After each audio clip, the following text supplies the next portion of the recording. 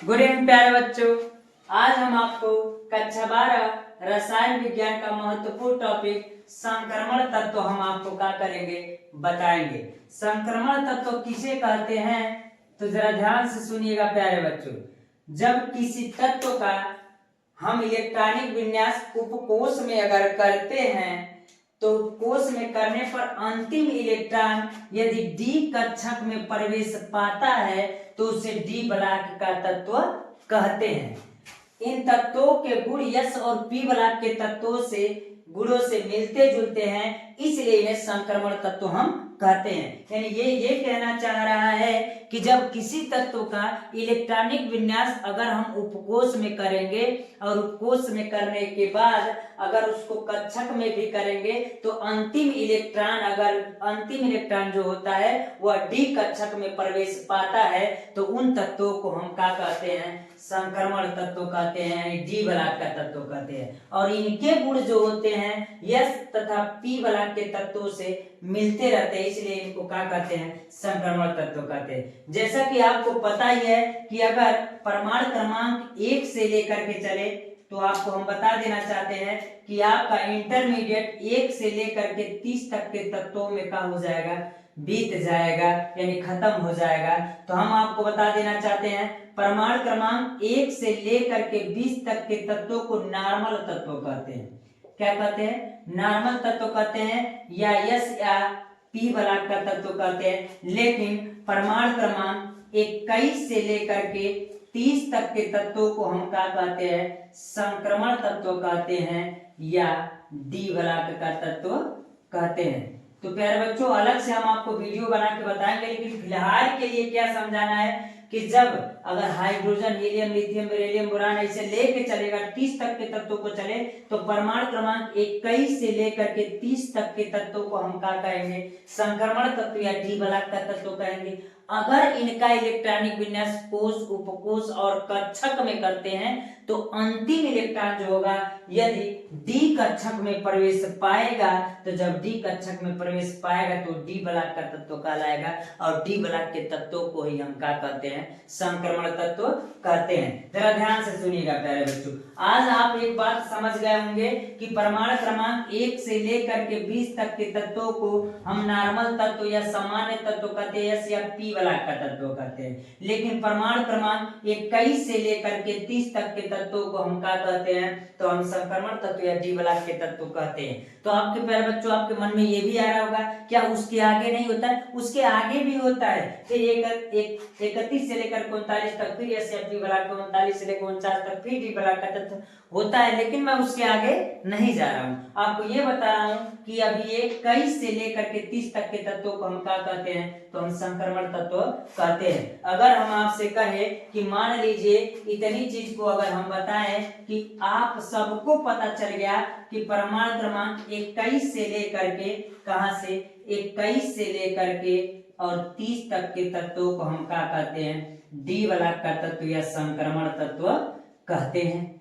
जरा चलते हैं, मान लीजिए परमाणु क्रमांक अगर लेकर के चले कहां से कहां तक, तो परमाणु क्रमांक हम 21 से लेकर के चलते हैं और कुछ तत्वों को हम क्या करते हैं आपको बताते हैं। मान लीजिए परमाणु क्रमांक 21, 22, 23, 24, 21, 22, 24 एक दो छोड़ भी दे रहे हैं, उससे कोई दिक्कत नहीं है जगह की कमी से। तो 25, 26, 28 कर लीजिए, 29, 30 ऐसे कर देते हैं। और आपको पता होना चाहिए कि 21 वाला कौन सा तत्व है, तो 21 वाला हम कहेंगे इसको ना कीजिए ऐसे। 21 वाला तत्व कौन सा है, तो हम कहेंगे स्कैंडियम है। तो इसको पूरा ना लिख करके हम, आपको पता ही होगा 21 से लेकर के 30 तक के तत्वों का नाम स्कैंडियम। 22 पर क्या है, टाइटेनियम है। 24 पर क्या है, क्रोमियम है। 25 पर क्या है, मैग्नीज है। 26 पर क्या है, आयरन है। 27, 28 पर क्या है, तो निकिल है। तो 29 पर क्या है, तो कॉपर है। 30 पर क्या है, जिंक है। इतने तत्व है। अगर हम इसका इलेक्ट्रॉनिक विन्यास अगर करेंगे तो प्यारे बच्चों इलेक्ट्रॉनिक विन्यास क्या होता है मैं आपको अलग से एक वीडियो देकर के बेहतर समझाऊंगा और आपको जीवन में कभी वैसा इसको पढ़ने में दिक्कत आएगा नहीं, इसको इलेक्ट्रॉनिक विन्यास करने में दिक्कत आएगा नहीं। लेकिन अभी के लिए मैं आपको बता रहा हूँ, अगर प्रमाण क्रमांक 21 का इलेक्ट्रॉनिक विन्यास अगर किया जाएगा तो जानते हैं प्यारे बच्चों क्या होगा, तो कहेंगे 2 होगा, 8 होगा, 10 हो गया और लास्ट में कितना दीजिएगा, 2 दीजिएगा और बचा जितना उसको इसमें भरिएगा। तो 2 8 10 और 10 9 19 और 2 21। अब क्या कर रहा है, 22 वाले का करना है, तो 22 वाले का करेंगे तो 2 8 फिर लास्ट में 2 और इसमें कितना होगा, 10 होगा। फिर 24 वाले में थोड़ा सा दिक्कत होता है क्योंकि ये अपवाद में आता है, तो 2 रहता है, 8 रहता है और इसके बाहरी कोष में कितना रहता है, 1 रहता है। और इसका अगर करेंगे तो बीच में कितना आएगा, 13 आएगा। 25 पर अगर चलेंगे तो कितना होगा, 2 होगा, 8 होगा, फिर बाहर 2 होगा और यहाँ कितना होगा, 13 होगा, तो ये 25 हो जाएगा। आयरन का कितना होता है, तो 26 है, तो 2 8 होगा, फिर यहाँ क्या होगा, 2 होगा, 2 8 10 2 12, अब 12 और 14 कितना हो जाएगा, 26 हो जाएगा।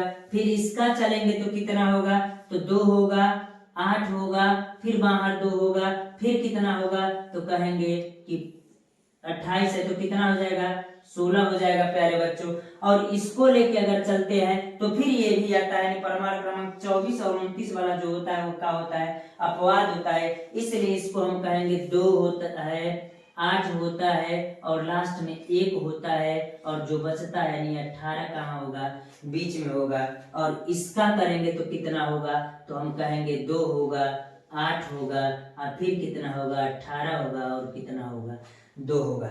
ये किस में हो गया, कोष में हो गया। अब इसी को करेंगे हम किस में, अगर हम कोष में करते तो कैसे होगा, तो कोष में करेंगे तो सबसे पहला 1s2 होगा, फिर 2s2 होगा, फिर 2p6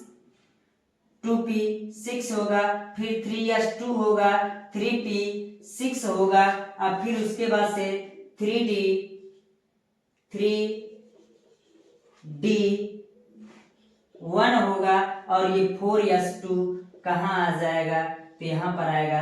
अंतिम इलेक्ट्रॉन डी में प्रवेश पाया कि नहीं, इसलिए वह डी वाला का तत्व होगा।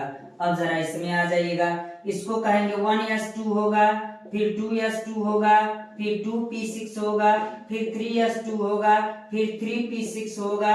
अब फिर इसमें चलेंगे तो क्या हो जाएगा, 2s2 2p6 3s2 3p6, अब फिर 4s2 हो जाएगा और 3d2 हो जाएगा, यानी 6 2 8 और 2 10 हो जाएगा। इसका अगर करेंगे तो कितना होगा, 1s2 होगा और 2s2 होगा, 2p6 होगा, 3s2 होगा, 3p6 होगा और 3d, तो हम कहेंगे कितना हो जाएगा, 5 हो जाएगा और 4s कितना हो जाएगा, 1 हो जाएगा, यानी 6 2 8 8 5 कितना हो जाएगा, 13 हो जाएगा। अगर इसको लेके चले तो कितना होगा, तो 1s2 होगा, 2s2 होगा, 2p6 होगा, 3s2 होगा, 3p6 होगा और 4s2 होगा और ये 3d5 होगा। ये भी किस में आया, तो डी में ही आया। इसको अगर करेंगे तो 1s2 होगा, 2s2 होगा, 2p6 होगा, 3s2 होगा, 3p6 होगा और ये 4s2 होगा और ये 3d6 होगा।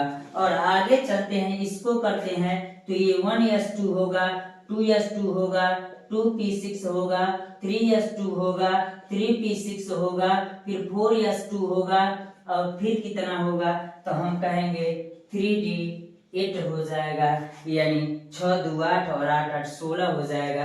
अब जरा चलते हैं इसमें, इसको करेंगे तो 1s2 हो जाएगा, 2s2 हो जाएगा, 2p6 हो जाएगा, 3s2 हो जाएगा, 3p6 हो जाएगा, 4s2 हो जाएगा और 3d कितना होगा, तो कहेंगे 3d10 हो जाएगा।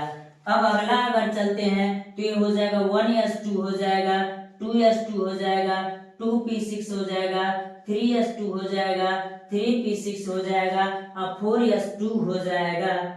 इसमें 1 होगा, ऊपर वाले में 1 होगा, 4s2 हो जाएगा और 3d का हो जाएगा 10 हो जाएगा।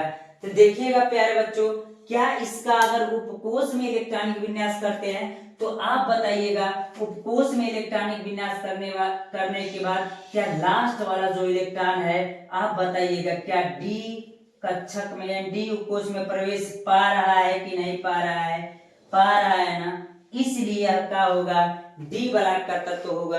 और जब डी ब्लॉक का तत्व होगा तो हम उसे संक्रमण तत्व कहेंगे। उम्मीद कर रहे हैं प्यारे बच्चे समझ में आ रहा होगा। हमको ये भी बात पता कि आपको अगर समस्या आ रहा होगा तो कहाँ आ रहा होगा कि सर आप इतना जल्दी ये कैसे कर दिए। मैं आपको जल्दी ही वीडियो प्रोवाइड कर दूंगा, इसमें सब समस्याएं आपका दूर कर दूंगा और बहुत आसानी से, जितना स्पीड से हम कर रहे हैं उतने स्पीड से आप भी कर ले जाएंगे।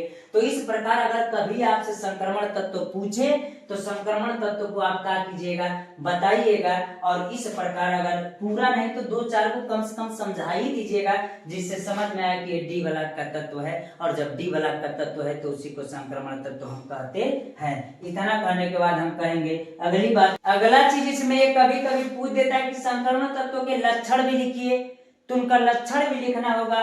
तो हम कहेंगे कि लक्षण क्या है, तो सभी संक्रमण तत्व का होते हैं धातु होते हैं। तो सभी संक्रमण तत्व का होते हैं धातु होते हैं। तो इस स्थिति में हम कहेंगे कि सभी संक्रमण तत्व धातु होते हैं और जितने भी संक्रमण तत्व होते हैं वो क्या होते हैं, धातु होते हैं। और ये सभी संकुल लवण बनाते हैं, यानी ये सभी संकुल लवण बनाते हैं। यानी हमने कहा क्या कि जो भी संक्रमण तत्व होते हैं वो संकुल लवण बनाते हैं। ये विद्युत और उष्मा के सुचालक होते हैं, यानी जो भी संक्रमण तत्व होते हैं वो विद्युत और उष्मा के क्या होते हैं, सुचालक होते हैं। यानी विद्युत भी प्रवाह हो सकता है और उसमें उष्मा भी क्या होगा, प्रवाह होगा। तो उसे हम क्या कहेंगे, वो संक्रमण तत्व होगा। यानी जो संक्रमण तत्व होंगे उसमें विद्युत भी प्रवाहित होगा और उसमें उष्मा का सुचालक भी होगा। वो अगला कह रहा है ये रंगीन यौगिक बनाते हैं, यानी ये सब रंगीन यौगिक बनाते हैं, इसको याद कर लीजिएगा। और कह रहा है अधिकांश संक्रमण तत्व और इनके यौगिक उत्प्रेरक का कार्य करते हैं। यानी किसका कार्य करते हैं, उत्प्रेरक का। यानी अधिकांश संक्रमण तत्व जो होते हैं वो उत्प्रेरक का कार्य करते हैं। तो प्यारे बच्चों इतना आपका संक्रमण तत्व से रहेगा, तो आप क्वेश्चन अगर आएगा तो आप लिख लीजिएगा। आज के लिए इतना रहने देते हैं प्यारे बच्चों, धन्यवाद।